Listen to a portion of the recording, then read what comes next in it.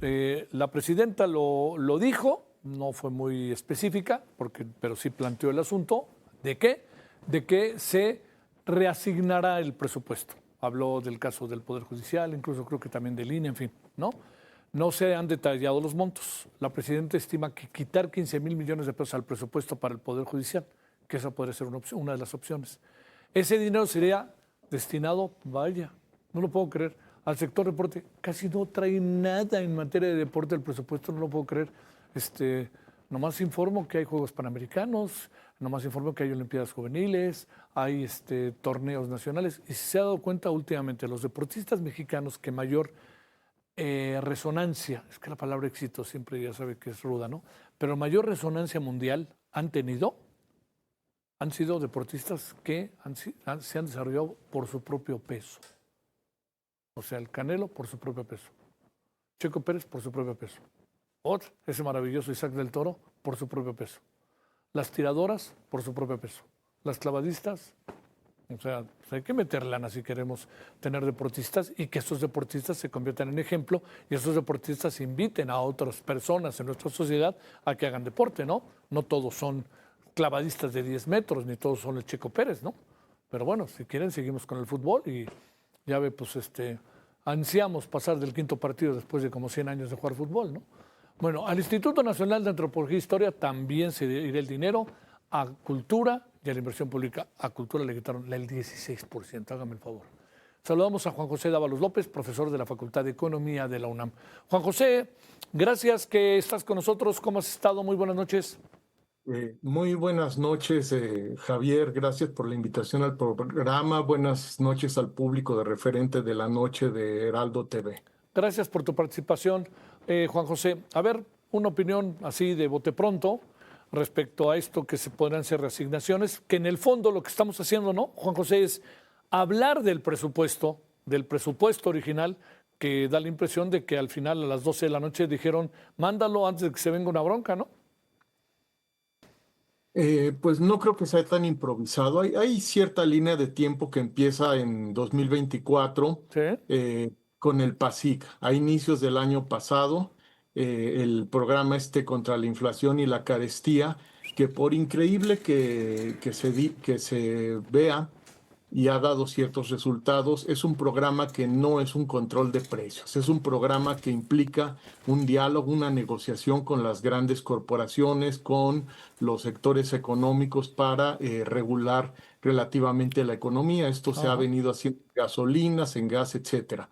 Esto viene después, digamos ya para este año, con el Plan México, que lo que busca es fortalecer principalmente soberanía productiva, energética, alimentaria, hacer un énfasis en educación, que bueno, desde luego no se puede asegurar que sea exitoso, pero todo esto va dirigido a definitivamente a fortalecer las capacidades productivas internas del país. Sin aislarnos, implica generar cierta soberanía y autosuficiencia. Ahora, todo este paquete económico, Ley de Ingresos 2026 y presupuesto de egresos de la Federación 2026, hay que señalar una vez más, por mucha presión exterior que tengamos, nuevamente no son hechos a partir de recomendaciones estructurales del Fondo Monetario Internacional o del Banco Mundial particularmente, ¿no? A Comprehensive Guide, como se planteó, por ejemplo, desde 2001, muy a tono con la llegada de Vicente Fox. Son políticas hechas de manera soberana. Ahora, esto no niega que tenemos una fuerte presión. Bueno, el control, la aspiración a tener un control de la deuda que no exceda más allá del 50 punto y tanto del PIB, Ajá. eso es importante. Es definitivamente importante. Es importante también hacerlo mediante una renegociación.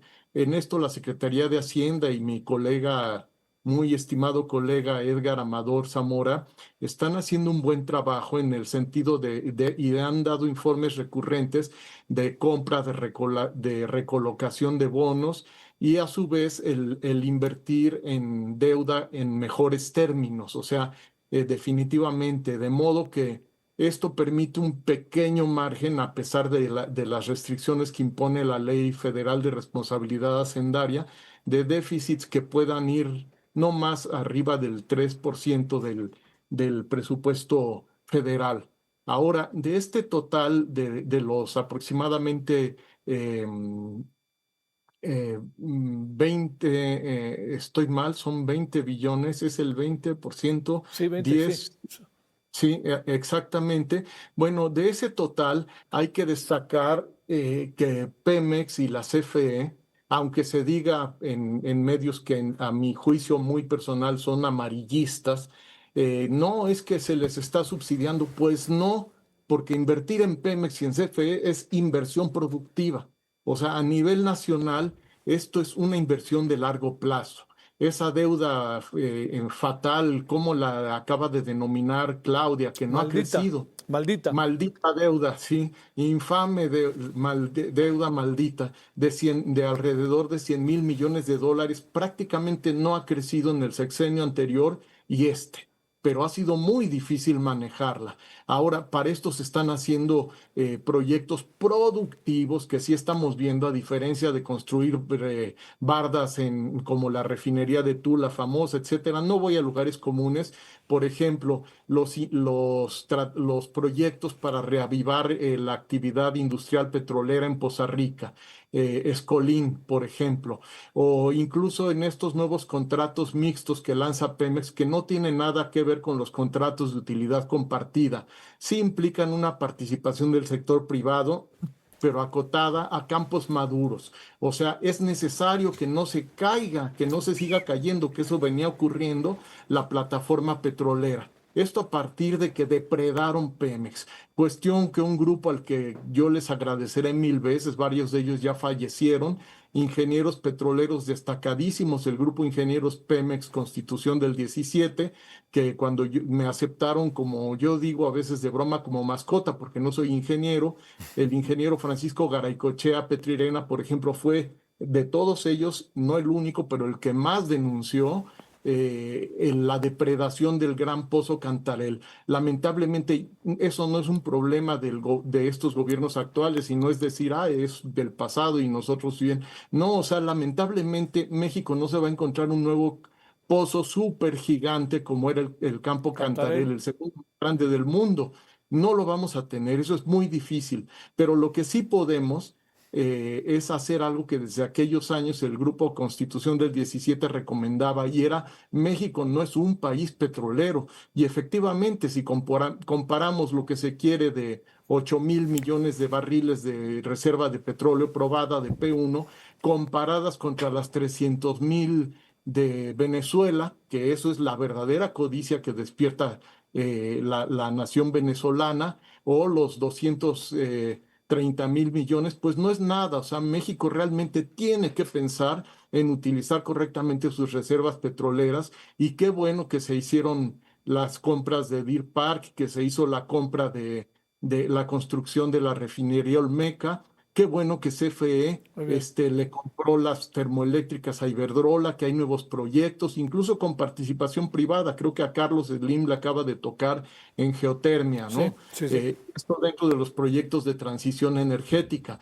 Bueno, a donde voy es a que esos gastos que se destinen para aliviar o por lo menos contener el crecimiento de la deuda de Pemex y de CFE, y al mismo tiempo elevar sus capacidades productivas, son inversión. No me asusta, por ejemplo, este escándalo que se está haciendo acerca de que ya no sea provisional la declaración. O sea, da lo mismo si se cobra antes o después, y se lo devuelven de todas maneras al gobierno, y con esto aumenta la tasa de recaudación. Eso no es ninguna medida dictatorial ni nada. O sea, tenemos que tener claro que sí, el país necesita pagar impuestos, toda la población, y explícitamente, de hecho, los más pobres, con este impuesto regresivo que nos impusieron cuando la Roque Señal, el IVA, pues que anda en el 15, lo pagan hasta los pobres Muy bien. franqueros, los limpiaparabrisas, los grupos indígenas, mujeres indígenas que venden, en fin. O sea, esto hay que adecuarlo, que todo el mundo se sienta partícipe. No va a haber Estado. Ese es un problema desde Napoleón Bonaparte, o sea que le tocó la segunda parte de la Muy bien. Revolución Francesa. El código napoleónico era, tenemos que tener un aparato de Estado y tiene que tener autoridad moral y Sale. recaudar. Entonces, yo veo que es un paquete que dentro de limitaciones grandes a nivel de entorno internacional, por ejemplo, el crecimiento de desempleo en Estados Unidos, las tendencias a bajo crecimiento. Crecimos en el primer trimestre 0,9 anualizado y 0,3, o sea, es un crecimiento bajo y eso nos recuerda mucho el estancamiento estabilizador, como lo llama Gerardo Esquivel, ¿no? O sea, un problema de bajo crecimiento del modelo neoliberal. Pero aquí lo importante son las bases y las estrategias de largo plazo con un programa económico generado por el país, pensado en el país y precisamente sin dejar de lado cuestiones tan importantes como el primer paso que dio el primer piso de la 4T fue derechos sociales en la Constitución. La segunda parte es si es correcto que exista inversión pública y sobre todo inversión productiva. O sea, no es cierto el dogma aquel de que empresa privada es honesta, eficiente. No, por supuesto que no. Claro que debe haber supervisión ciudadana, pero es un paquete económico con muchas limitaciones, pero Muy bien. activo. Muy bien. Sí se proyecta. Es todo. Bueno, ya hablaremos de nuevo y muchas gracias, Juan José, por tu participación. Muchas gracias, Javier. Buenas noches nuevamente y felicitaciones por el excelente programa. Un abrazo a todos. Que descanses y te agradezco tu participación de nuevo, Juan José. Gracias. Buenas Gracias. Buenas noches. noches.